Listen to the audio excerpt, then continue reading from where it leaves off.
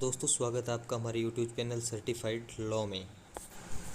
अगर आपसे कोई पैसे लेकर ये बोलता है कि वो आपकी नौकरी लगवा देगा, आपकी जॉब लगवा देगा, और फिर ना तो वो आपकी नौकरी लगवा पाता है और ना ही आपके पैसे लौटा पाता है, तो अगर इस सिचुएशन में आप ऑलरेडी फंस चुके हैं तो मैं इस वीडियो में आपको पूरी डिटेल में बताऊंगा कि आप उसके ख़िलाफ़ क्या क्या एक्शन ले सकते हैं, क्या क्या आप लीगल कार्रवाई उसके ख़िलाफ़ कर सकते हैं। तो दोस्तों वीडियो को लास्ट तक ज़रूर देखिएगा और हमारा यूट्यूब चैनल सर्टिफाइड लॉ और इंस्टाग्राम पेज सर्टिफाइड लॉ ज़रूर सब्सक्राइब व फॉलो कर दीजिएगा,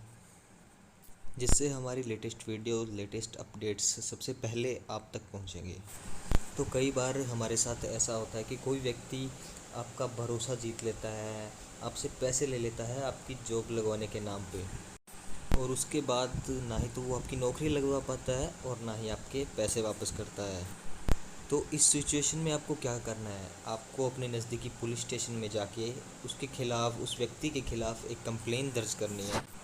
और आपका एम होना चाहिए आप उस व्यक्ति के ख़िलाफ़ एक एफआईआर रजिस्टर करवाएं। तो फ्रेंड्स, आपके केस में एफआईआर ज़रूर रजिस्टर होगी, बिकॉज़ आपके केस में 2 सेक्शन बनते हैं, जो कि सेक्शन 406 आईपीसी और section 420 IPC Indian penal code 1816 का। अब दोस्तों 406 इंडियन पिनल कोड 1860 का सेक्शन क्या कहता है मैं आपको समझाता हूँ। दोस्तों 406 आईपीसी का section criminal breach of trust के लिए होता है, और अगर आपको क्रिमिनल ब्रीच ऑफ ट्रस्ट की डेफिनेशन समझनी है तो आपको 403 आईपीसी पढ़ना पड़ेगा, जिसमें ये क्लियरली लिखा हुआ है कि अगर कोई भी व्यक्ति डिसऑनेस्ट तरीके से आपका भरोसा जीतकर आपकी कोई भी मूवेबल प्रॉपर्टी ले लेता है, मूवेबल प्रॉपर्टी जैसे कि आपके केस में आपका पैसा हो गया, उसने आपका भरोसा जीता डिसऑनेस्टली और आपका पैसा अपने पास रख लिया पर्सनल यूज़ के लिए, और आपका काम भी नहीं करवाया, तो दोस्तों इस सिचुएशन में क्रिमिनल ब्रीच ऑफ ट्रस्ट बिल्कुल एक्यूरेट सेक्शन है जो कि लगेगा उस व्यक्ति पर, और उसके लिए सेक्शन 406 आईपीसी के तहत उसे 3 साल तक की जेल हो सकती है। अब दोस्तों दूसरे सेक्शन की बात करें तो दूसरा सेक्शन है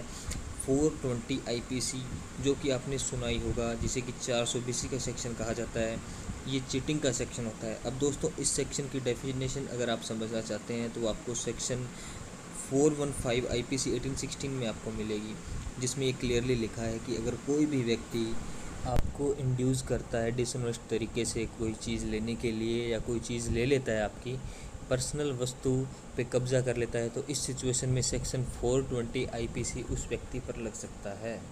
तो दोस्तों ये 2 सेक्शंस है, क्रिमिनल सेक्शंस, जो कि उसने ऑफेंस अपने कमिट किए हैं आपके केस के अंदर। तो इस सिचुएशन में आपका एम होना चाहिए कि आप एफआईआर दर्ज करवाएं पुलिस स्टेशन में, लेकिन कई बार ऐसा होता है कि पुलिस एफआईआर रजिस्टर नहीं करवा रही। तो आपको उस सिचुएशन में क्या करना है मैं समझा देता हूँ दोस्तों। सबसे पहले आप रिटन कंप्लेंट देंगे पुलिस को। अगर पुलिस एफआईआर रजिस्टर नहीं करती है आपकी कंप्लेंट के ऊपर, तो आपका नेक्स्ट स्टेप होना चाहिए कि आप हायर अथॉरिटी को अप्रोच करें, जैसे कि कमिश्नर ऑफ पुलिस को आप ईमेल पे कंप्लेंट डाल सकते हैं, या फिर सुपरिटेंडेंट ऑफ पुलिस को भी ईमेल पे कंप्लेंट डाल सकते हैं, और उन्हें आप अपनी कंप्लेंट स्पीड पोस्ट भी कर सकते हैं इंडियन पोस्ट के थ्रू। और इंडियन पोस्ट की रिसिप्ट बिल्कुल संभाल के रखिएगा, क्योंकि वो एज ए एविडेंस कोर्ट में काम आएगी। आपने इस टाइम इस डेट पे एसपी या कमिश्नर ऑफ पुलिस को बताया था कि आपकी कंप्लेंट पे कोई एक्शन नहीं लिया गया है जो आपने पुलिस स्टेशन में डाली थी। अब दोस्तों कई बार ऐसा होता है कि आप ईमेल तो कर देते हैं हायर अथॉरिटी को कि आपकी कंप्लेंट पे एक्शन नहीं लिया गया है, लेकिन बाद में क्या होता है कि आप देखते हैं कि आपके ईमेल करने के बाद भी, आपके स्पीड पोस्ट करने के बाद भी एसपी या कमिश्नर ऑफ पुलिस ने कोई भी एक्शन नहीं लिया। तो इस सिचुएशन में आपको क्या करना है, आपको अपने नज़दीकी डिस्ट्रिक्ट कोर्ट में जाना है। वहाँ आपको सेक्शन 156(3) CRPC 1973 के तहत एक कंप्लेंट करनी है, और उसमें आपको लिखना है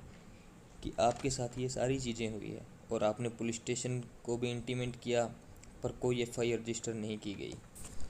उसके बाद आपको कंप्लेंट में ये भी लिखना है कि पुलिस कंप्लेंट के बाद आप एसपी या कमिश्नर ऑफिस के पास भी गए कंप्लेंट लेकर, लेकिन उन्होंने भी कोई एक्शन नहीं लिया, और आप कोर्ट को समझाएंगे कि आपके साथ हुआ क्या है और इस पर क्या क्या सेक्शन लग सकते हैं, जैसे कि 406 420 आईपीसी लग सकता है इनके ऊपर। और अगर कोर्ट सेटिस्फाइड होती है तो एफआईआर रजिस्टर कोर्ट के थ्रू भी आप करवा सकते हैं उस व्यक्ति के खिलाफ़ जिसने आपके साथ चीटिंग करी है। एफआईआर रजिस्टर होने के बाद इन्वेस्टिगेशन होगी और सारा केस का खुलासा होगा कि क्या हुआ था क्या नहीं हुआ था, और इस तरह से आप अपने पैसे भी वापस ले सकते हैं, अपने डैमेजेस भी क्लियर कर सकते हैं। तो दोस्तों, आई होप आपको ये वीडियो समझ आई होगी। आपके साथ अगर ऐसा हुआ है तो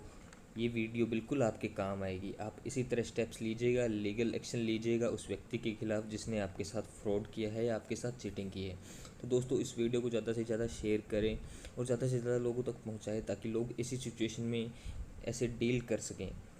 लोगों को समझ आ सके कि हमें ऐसी सिचुएशन में किस तरह से डील करना है उस व्यक्ति के साथ। तो अपना वकील खुद बनिए। ऐसे अनेक कानून जानने के लिए मेरा यूट्यूब चैनल सर्टिफाइड लॉ और मेरा इंस्टाग्राम पेज सर्टिफाइड लॉ ज़रूर सब्सक्राइब या फॉलो कीजिए। थैंक यू सो मच दोस्तों।